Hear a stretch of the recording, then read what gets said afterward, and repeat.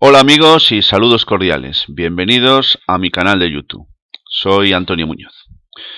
Bueno, aunque pueda parecer reiterativo, la verdad es que es tan importante o son tan importantes las sentencias que están en las últimas fechas, pues digamos de alguna manera recorriendo con auténtica expectación, generando una enorme expectación entre tantos afectados por el tema de las hipotecas, que se hace necesario hacer un nuevo vídeo para hacer algunas puntualizaciones, algunas aclaraciones en torno a algunas cuestiones sobre las que he tratado hace muy poquito tiempo. Concretamente me voy a referir al tema de los gastos de formalización de la hipoteca. Me voy a referir a esa sentencia de 23 de diciembre del año 2015 que ha sido la base, el fundamento sobre el cual se ha asentado precisamente toda esta historia. Es decir, la posibilidad de exigir la devolución de estos gastos. Voy a hacer ahora algunas puntualizaciones, algunas aclaraciones, por cuanto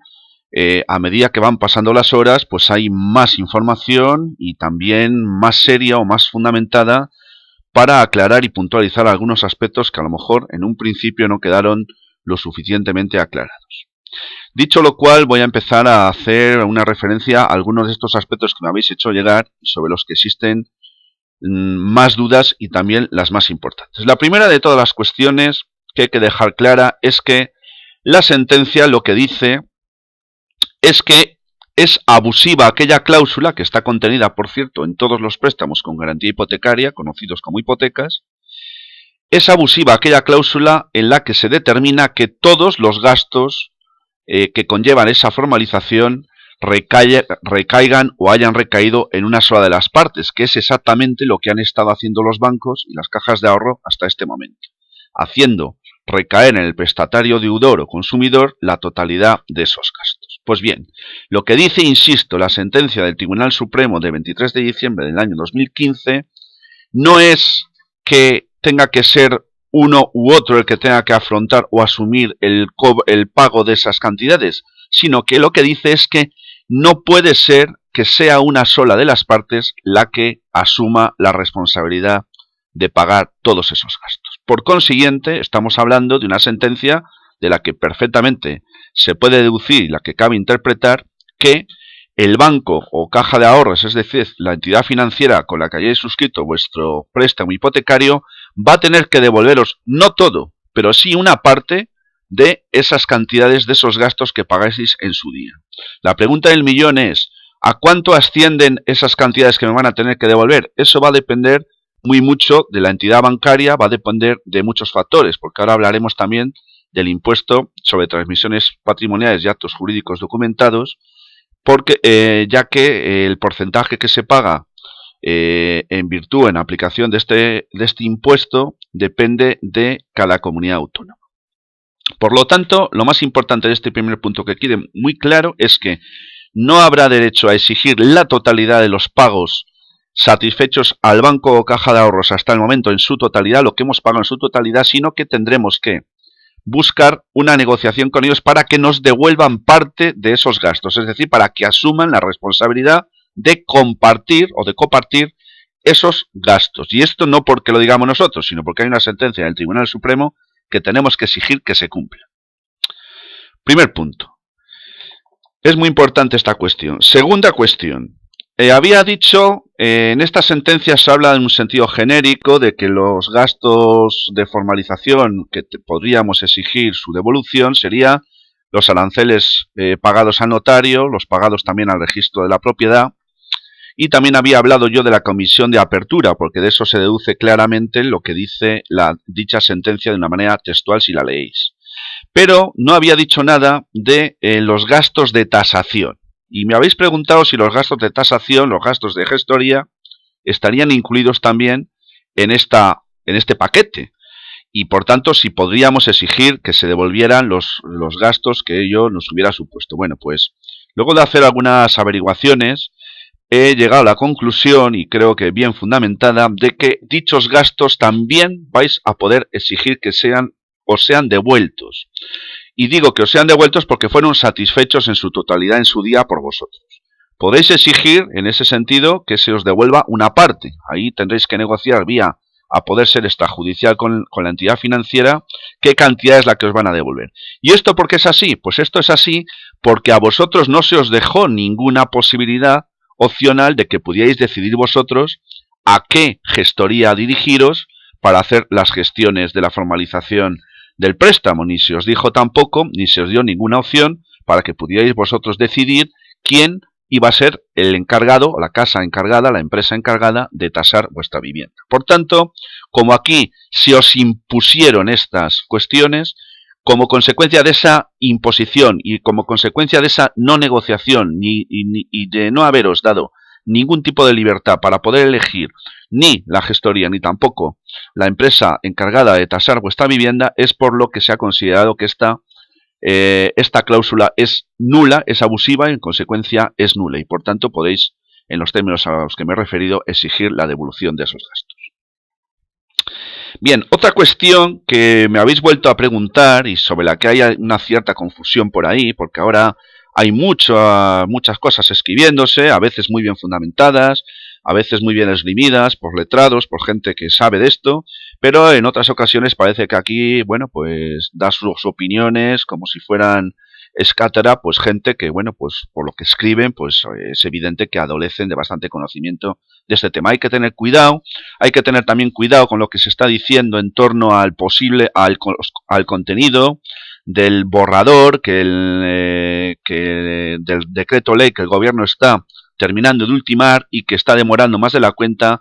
Ya nos imaginamos todos por qué, porque estará buscando todo tipo de triquiñuelas, todo tipo de zancadillas, todo tipo de trampas para que podamos incurrir en ellas o los bancos nos puedan engañar, siempre con la complicidad y colaboración necesaria del gobierno de la nación, que es el que va a lanzar este decreto ley, que dicho sea de paso, los decretos ley solamente tienen lugar en los casos en los que proceda por urgente y extraordinaria necesidad, así lo dice la normativa. Pues bien, bueno, yo no sé si es un caso de extraordinaria y urgente necesidad que haya que sacar un decreto ley, a lo mejor había que hacer una normación de todas estas cosas de una manera distinta, pero no precisamente por la vía del decreto ley, que es la que suelen utilizar todos aquellos gobiernos que se caracterizan precisamente por todo menos por ser democráticos.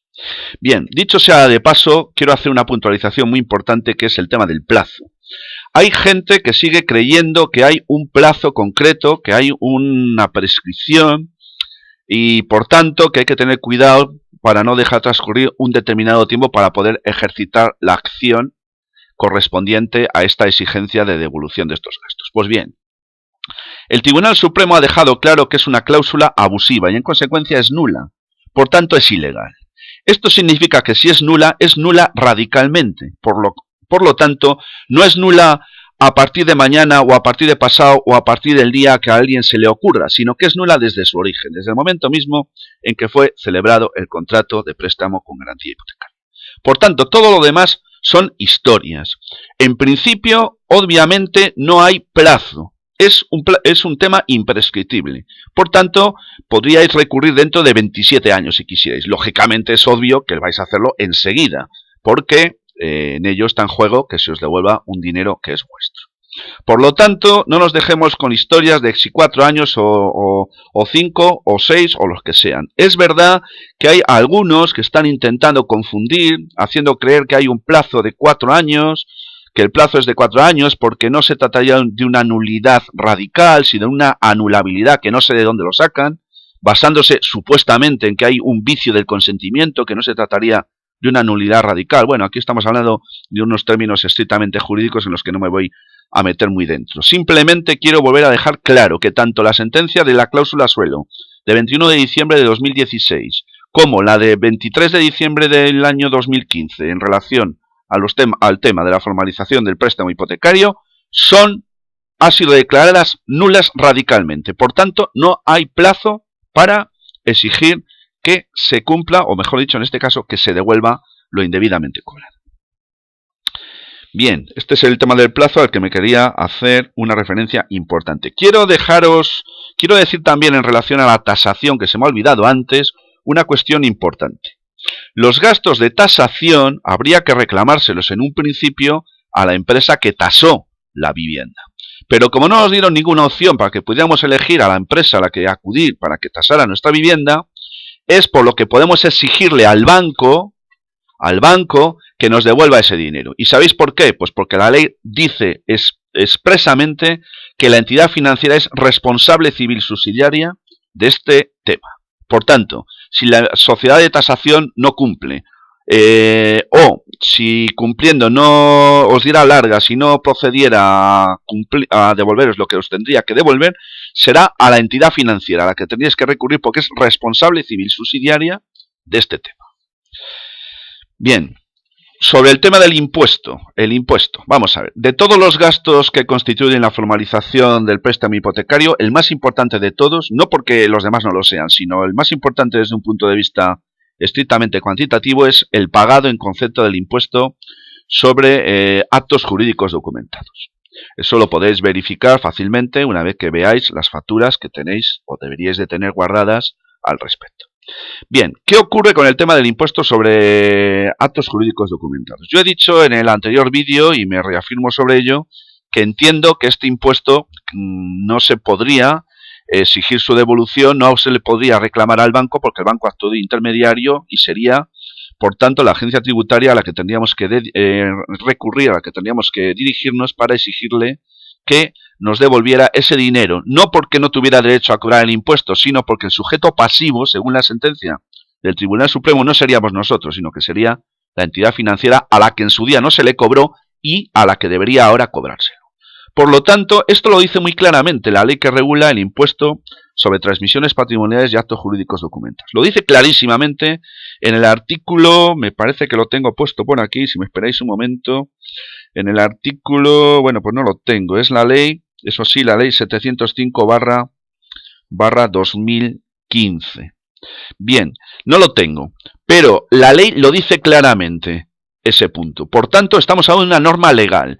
Luego ocurre lo siguiente, ocurre que esa ley ha sido desarrollada por un reglamento que ha hecho un reglamento de carácter tributario, hecho también por el gobierno, pero que desarrolla esa normativa. Bueno, pues en este reglamento, que hay que decir muy claro y dejar muy claro que está por debajo normativamente, o mejor dicho, jerárquicamente de toda norma legal, como es a la que me estoy refiriendo, dice exactamente lo contrario. Dice que el sujeto pasivo del impuesto no es la entidad financiera, sino que somos nosotros. Bueno, pues claro, aquí hay un choque, hay una contradicción entre normas, pero claro, no hace falta ser muy inteligente ni haber estudiado Derecho, como es mi caso, para saber, cuando se estudian los principios generales del derecho, que uno de ellos es el principio de la jerarquía normativa. Y el principio de la jerarquía normativa dice que toda norma de rango inferior, como es un reglamento en este caso, no puede contravenir ni contradecir lo dispuesto en una norma de rango superior, como es una ley, como es la ley del impuesto sobre actos jurídicos documentados a la que me estoy refiriendo. Por lo tanto, este es un tema sobre el que está habiendo mucha polémica entre los juristas, entre todo lo relacionado en este tema. Yo creo que aquí va a haber que esperar. Del impuesto tendríamos que exigir la devolución de la totalidad o de parte, porque, atención, la sentencia no dice nada expresamente del impuesto sobre actos jurídicos documentados. Entonces no queda claro si se puede devolver o no, pero sí habla de tributos en general. Por consiguiente, habría que interpretar, o se podría interpretar, que el impuesto sobre actos jurídicos documentados está englobado dentro del concepto de tributo al que sí se refiere esa sentencia. Por lo tanto, y ya para ir terminando, y una vez más en relación al tema del plazo, hay quien sostiene, y me ha parecido muy interesante una argumentación de una letrada, la que he escuchado hoy, que al tratarse el préstamo con garantía hipotecario de un contrato de trato sucesivo, no os preocupéis. No os preocupéis, os voy a explicar lo que es un trato sucesivo para los que no sepáis derecho, porque no tenéis por qué saberlo. Os voy a poner un ejemplo, mirad.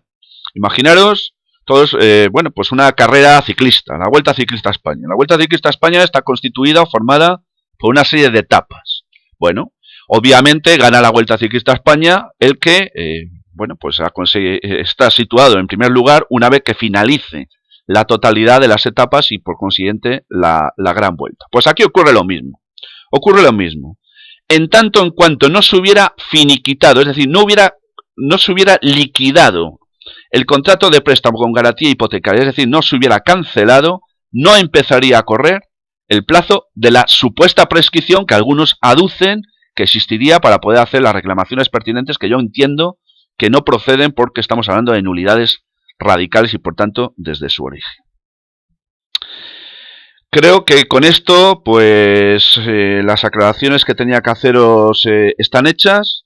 Es obvio que van a seguir surgiendo dudas, es evidente que el tema está muy candente, es evidente que la expectación es grande ante el decreto ley que el gobierno, en connivencia con las entidades financieras, porque no está contando para nada con las organizaciones de consumidores, pues obviamente todos estamos muy expectantes y estamos lógicamente esperando para leer con lupa lo que ponga ese decreto ley, porque a partir de ese momento todo el mundo aquí empezará a mover ficha, empezando por las entidades financieras. Voy a terminar haciendo una breve referencia a las organizaciones de consumidores y usuarios. Evidentemente nadie va a cuestionar aquí la gran labor que estas organizaciones están haciendo, que tienen reconocidas además constitucionalmente y obviamente ahí están. Por consiguiente también es una vía importante que tenéis para acudir a ellas si queréis que se os defiendan vuestros derechos e intereses de una manera seria y razonable. Ahora bien, se habla de que hay organizaciones de consumidores, algunas de las más importantes, que están planteando la posibilidad de ejercer una acción colectiva. Sobre el tema de las acciones colectivas, yo no tengo nada claro que una acción colectiva sea lo mejor en este caso, porque la práctica demuestra que las acciones, las demandas de carácter colectiva no suelen concluir en buen término y en este país no tenemos precisamente un buen historial en este sentido. Por consiguiente, yo no digo que no os podáis sumar a una supuesta demanda colectiva, pero creo que sí es bueno que cada uno trate extrajudicialmente de solventar sus problemas con la entidad financiera. Y si no es así, entonces sí que habría que ver si efectivamente habría que habría que interponer una demanda y habría que valorar si sería mejor hacerlo de manera individual o sería mejor sumarse a una supuesta demanda colectiva que eventualmente pudiera haber.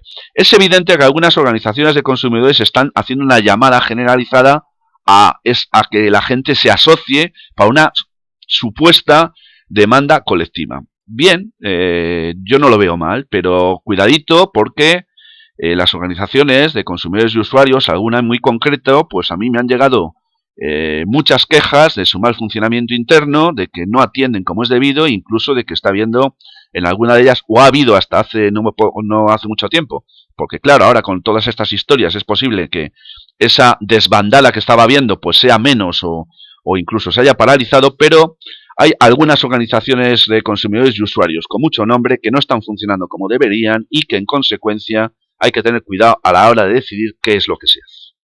Dicho lo cual, yo os agradezco de antemano, como siempre, vuestra atención. Os emplazo a que, bueno, pues al próximo vídeo que publicaré en muy breves fechas. Os recuerdo una vez más que en laventanaesmeralda@gmail.com podéis hacerme las consultas que estiméis procedentes y luego de verificado vuestro tema, viendo si es o no viable, y en caso de que lo fuera, podríamos acordar una segunda entrevista con objeto de ver si podría asumir la responsabilidad de gestionar o al menos de orientaros en torno a los pasos a dar de una manera profesionalizada. Finalmente, ya quiero concluir diciendo simplemente que ahí estoy, que podéis suscribiros al canal, como ya os acabo de decir, y ya simplemente os deseo, como siempre, salud y libertad, deseándoos a todos que paséis un feliz día. Gracias y hasta pronto.